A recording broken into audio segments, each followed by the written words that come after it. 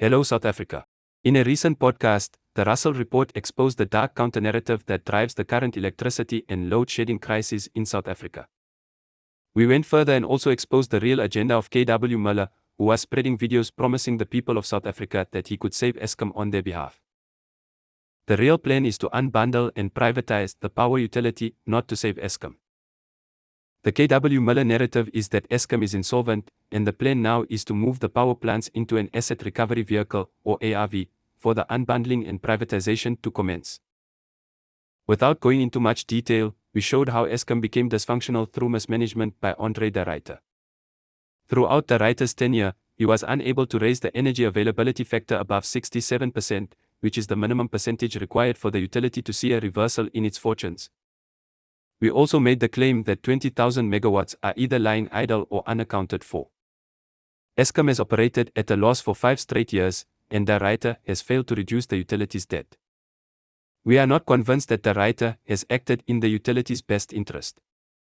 We hold the view that the current financial position is the direct result of poor management, even the result of a deliberate attempt to sabotage the power utility. A recent audit report by the accounting firm Deloitte & Touche has confirmed that Eskom is now insolvent and that the next step would be to place it in business rescue. Mr. Muller proposes that all creditors consent that the power plants be moved into an ARV.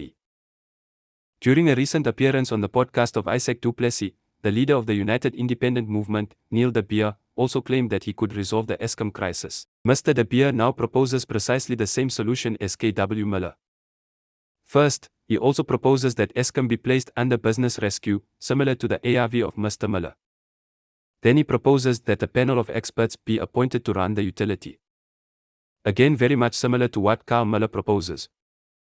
And finally, he recommends that the Eskom monopoly be broken so that everyone generates their own electricity in competition with the utility. It appears that they are all reading off the same script. One can only wonder why. I can guarantee you that Mr. de Beer won't be the last politician to come forward with such a plan. But by now, you should all be able to identify these compromised politicians because you have the sight now, Neil. You are looking at the world without time. Remember, we said that they require the people's consent for their plan to work. They are now using people like Mr. de Beer for that purpose.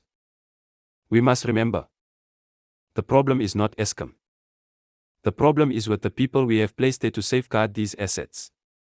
If we get rid of these people, South Africans will be able to hold on to this valued utility. If you have not seen our podcast, The Great Eskom Heist, I want to encourage you to watch it because this video will make little sense unless you do so. If you like the Russell Report's content, please like our videos, subscribe and share it.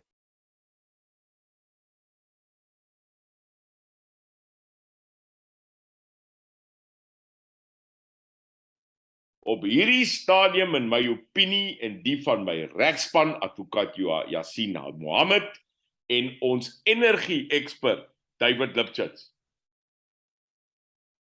is daar 'n bevestiging dat Eskom vandag soos ek en jy hier sit is insolvent. Isak, ja of nee? Hy's bankrot. Hoekom sê ons so? Want in die toets vir insolventie, as jou assets minder is as jou liability, met ander woorde, jou skuld is meer as wat jy besit, is jy tegnies insolvent. Op hierdie oomblik skuld Eskom meer as 400 miljard rand. Maar dit is net hulle skuld. Daar word gesien dat om die hele Eskom weer te hernie, om totale soliede krag in hierdie land aan hierdie land te kan gee vir 60 miljoen mense, moet hulle 'n verdere 730 miljard rand in die volgende 10 jaar spandeer. Nou jy beweeg nou na 1 triljoen toe. Hulle het dit nie, Isak. En as dit die waarheid is, en ons glo dit is, en ons kan dit bewys, dan is hulle op hierdie oomblik besig met 'n oortreding van die maatskappywet.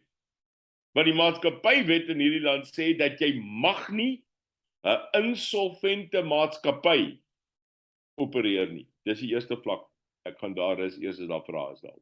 Geld dieselfde vir 'n maatskappy soos Eskom, waarvan die staat die Natuurlijk. hoofaandeelhouer is? Natuurlik, dit het met SAL gebeur. Hulle het dit met SAA gedoen. SAA was ook 'n maatskappy. Dit maak nie saak of dit 'n SOE is nie. Dit maak nie saak of dit 'n staatsbeheerde instelling is nie. Dit is nog steeds 'n maatskappy. Nou vlak 1, ek het met jou bevestig, Eskom is tegnies bankrot.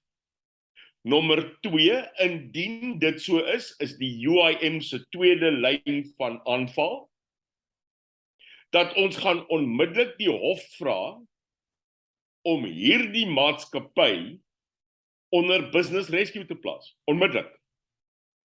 Hulle moet onmiddellik onder administrasie geplaas word. Dadelik. Maar met een aanhangsel, dat terwyl hulle onder business rescue of administrasie geplaas word, dat 'n derde party deur die hof aangestel word wat die publieke oorsig ook kan gee. Met ander woorde, friend of the people. Met ander woorde, 'n organisasie wat ook gevorm sal word met experts wat deur die hof aangewys sal word wat oversight, oorsig oor hierdie kabal ook gaan gee. Dis die tweede aanvraag. En dan die belangrikste ene, die belangrikste objektief van die UIM in hierdie saak wat die 1 Februarie sy dokumente gaan plaas. En seker die belangrikste. En dit is dat die wette wat op hierdie oomblik die monopolie aan Eskom gee deur NIRSA, die reguleerder, dat daai wette geskrap word met 'n onmiddellike hofbevel en dat die publiek op enige vorm van organisasie of individu die reg sal hê om gelisensieer te word op dieselfde basis as Eskom deur NIRSA en wat hulle in die opening sal gee, Isak, tot die publiek om hulle solar, om hulle wind en hulle hydroelektriek, die water, energie en krag beskikbaar kan stel om hierdie ekonomie te verander. Dit is my saak, dit is my strategie en dit is my lyn op hierdie oomblik van die UIM met Eskom